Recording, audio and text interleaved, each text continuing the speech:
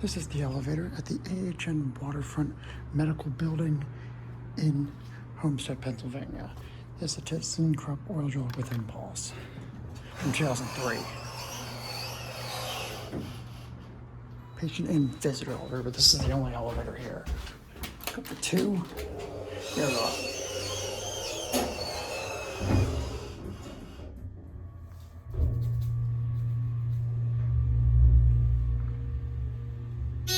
And here it's completely burned out. Here are 2.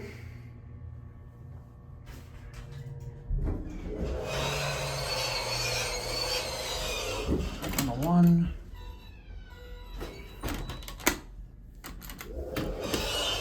And a phone, kind of a loud door. Certificate, again, it's from 2003. It's a basic cabin. It's like a white color there. Slightly dim, but not too bad. Here, back at 1.